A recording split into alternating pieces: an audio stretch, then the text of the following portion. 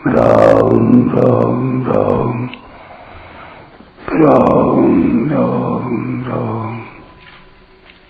राम राम राम नारायण नारायण।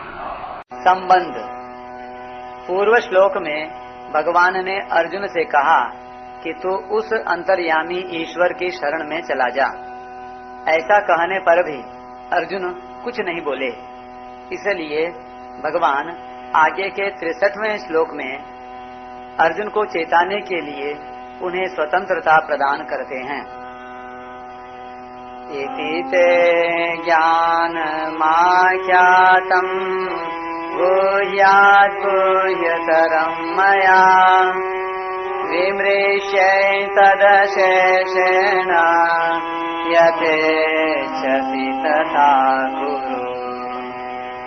यह गुह्य से भी गुह्यतर शरणागति रूप ज्ञान मैंने तुझे कह दिया। अब तू इस पर अच्छी तरह से विचार करके जैसा चाहता है वैसा कर। व्याख्या।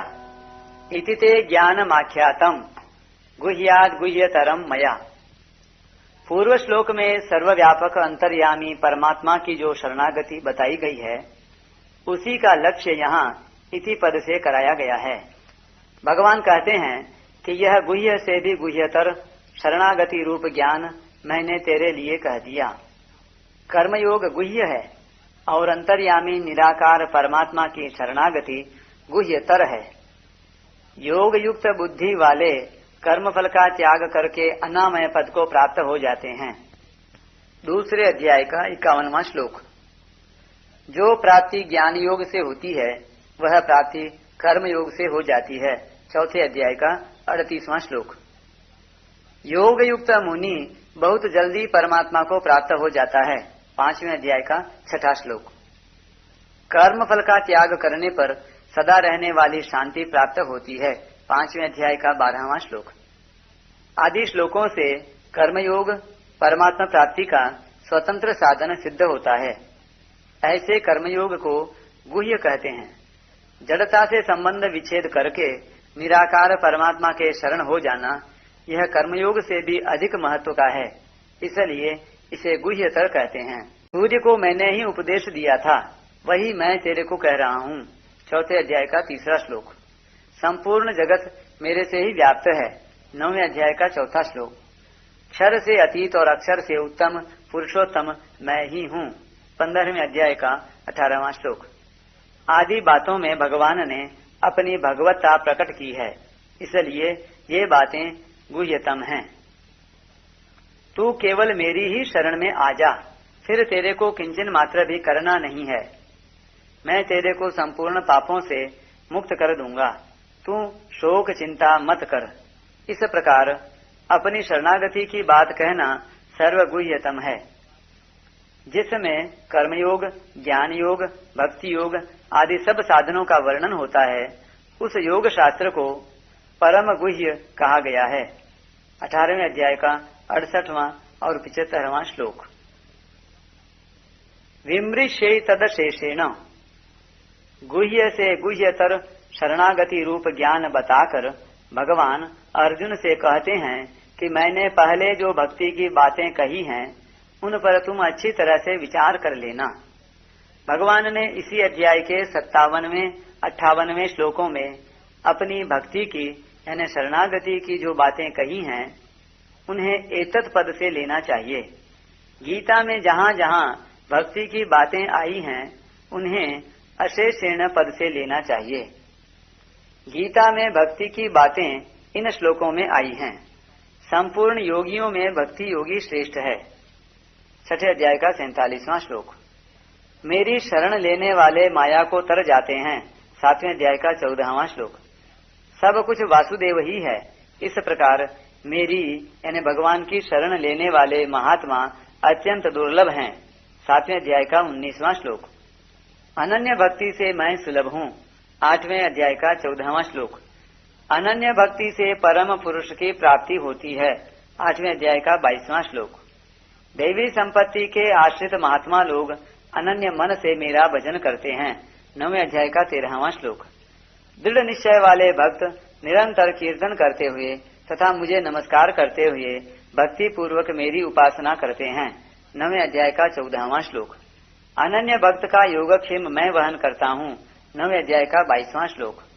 भक्त द्वारा प्रेम पूर्वक अर्पित पत्र, पुष्प, फल आदि को मैं खाता हूँ। 9वें अध्याय का 26वां श्लोक।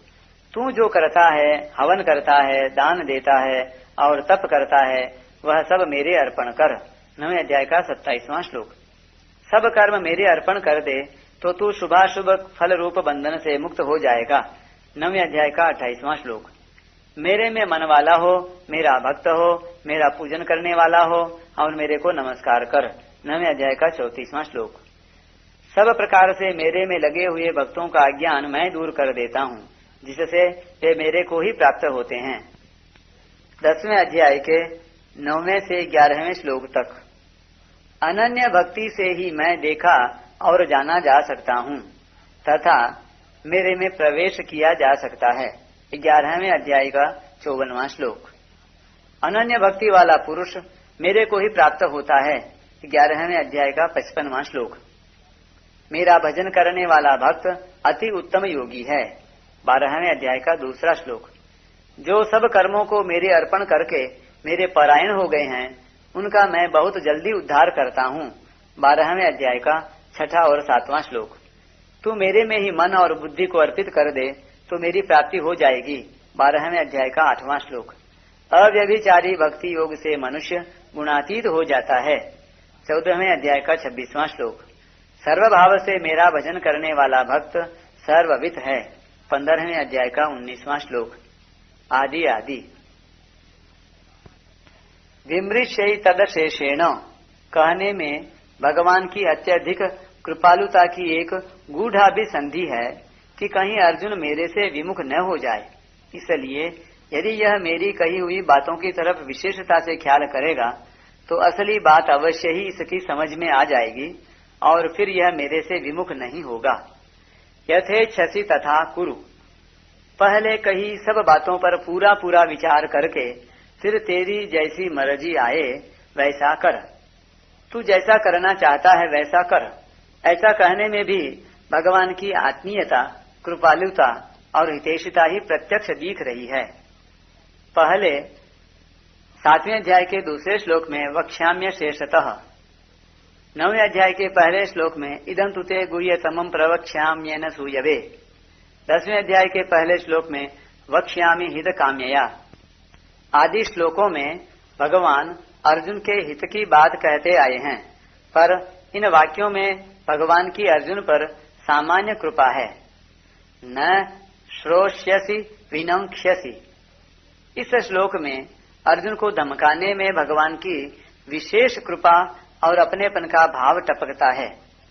यहाँ यथेच्छसि तथा कुरु कहकर भगवान जो अपनेपन का त्याग कर रहे हैं, इसमें तो भगवान की अत्यधिक कृपा और आत्मीयता भरी हुई है।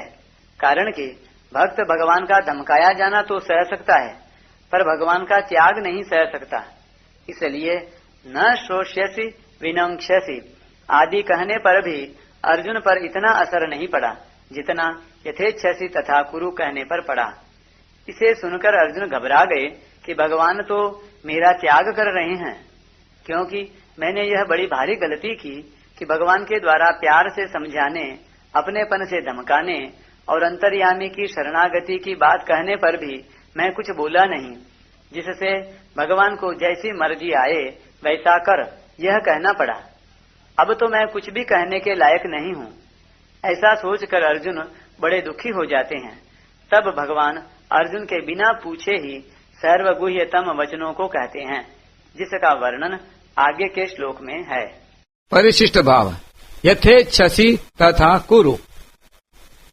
यह भगवान त्याग करने के लिए नहीं कहते हैं, प्रत्युत अपनी तरफ विशेषता से खींचने के लिए कहते हैं। जैसे गेंद फेंकते हैं विशेषता से पीछे लेने के लिए, न कि त्याग करने के लिए। तात्पर्य है कि पूरे श्लोक में अंतर्यामी निराकार ईश्वर की शरणागति की बात कहकर अब भगवान अर्जुन को अपनी तरफ अर्थात सगुण साकार की तरफ खींचना चाहते हैं, जिससे अर्जुन समग्र की प्राप्ति से रीता न रह जाए। निराकार में साकार नहीं आता, पर साकार में निराकार भी आ जाता है।